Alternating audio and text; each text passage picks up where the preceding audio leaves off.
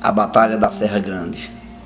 Em março de 1926, Lampião recebeu do Batalhão Patriótico de Juazeiro do Norte a patente de capitão.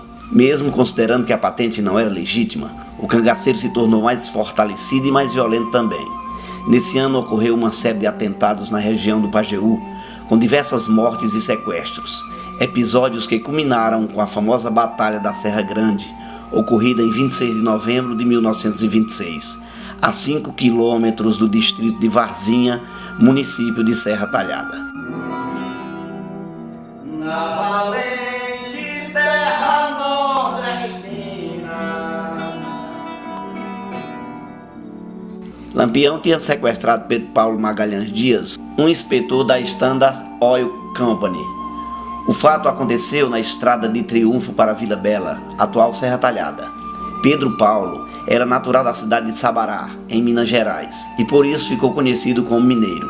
Lampião pedia 20 contos de réis para libertá-lo. O dinheiro deveria ser entregue na fazenda Varzinha, local indicado por Lampião.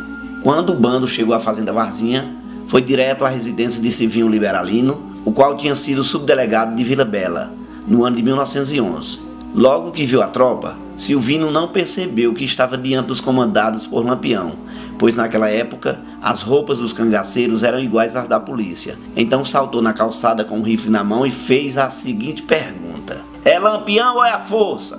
"É a força volante", respondeu um cangaceiro. "Então pode entrar, se fosse Lampião ia comer bala."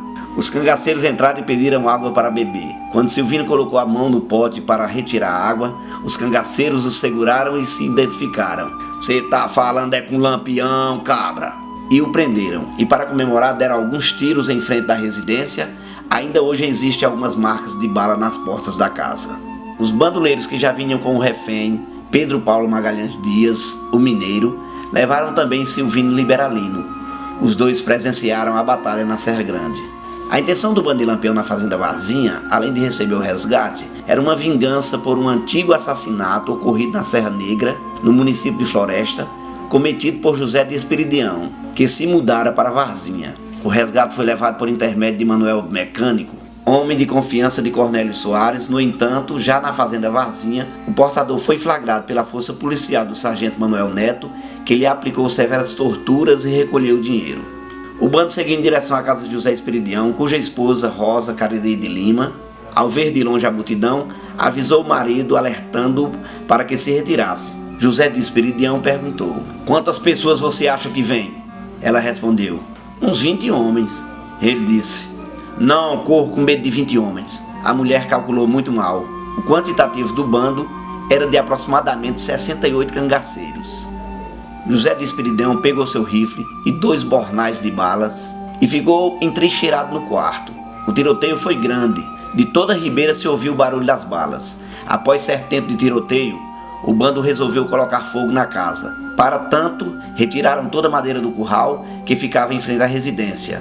No dia seguinte foram retirar o corpo de José Esperidião para fazer o sepultamento. Não encontraram marcas de balas no corpo dele. Portanto, chegou-se à conclusão de que a morte fora por asfixia provocada pela fumaça. O bando seguiu viagem rumo às ribeiras do Tamboril, chegando até o sítio dos Nunes, no município de Flores, de onde voltaram. Ao chegar ao sítio Morada, hoje município de Calumbi, Lampião estava ciente que a polícia estava no seu encalço. Portanto, ali mesmo abasteceu o bando e pegou o rumo da Serra Grande. Lampião, estrategicamente com seus 68 cangaceiros, subiram a serra e prepararam uma emboscada em um local onde existem grandes pedras e fendas profundas que lhe davam uma visão completa sobre o campo de batalha. O combate teve início antes das 9 horas da manhã e terminou ao anoitecer. A polícia, mesmo com um quantitativo superior e os soldados atacando corajosamente, não conseguiram vencer a resistência do capitão Virgulino Ferreira e seus comandados. A localização dos cangaceiros era ótima, conforme disseram os policiais. Segundo o cangaceiro Ventania, no local que Lampião estava, nem canhão tirava ele de lá. No entanto, a posição dos soldados era extremamente precária. Entrincheiravam-se como podia, sem comando, sem tática, salve-se quem puder. Para provocar os policiais, o cangaceiro Genésio deu um aboio triste e sonoro. Os soldados se sentiram encurralados como gado. Antônio Ferreira não se conteve e se expôs totalmente, gritando como vaqueiro: "Ei, boi!" Nesse momento, o sargento Filadélfio Corrêa de Lima deu-lhe uma rajada de metralhadora. A partir de então, a polícia acreditava que Antônio Ferreira tinha morrido no combate. Com a chuva de balas vinda de cima da serra, os soldados ficaram desesperados. Portanto, aproveitavam a cobertura do fogo das metralhadoras para se debater na caatinga. Deixaram grande quantidade de armas, munições, cartucheiras, cantis, bornais, etc. Levaram apenas alguns companheiros feridos quando podiam.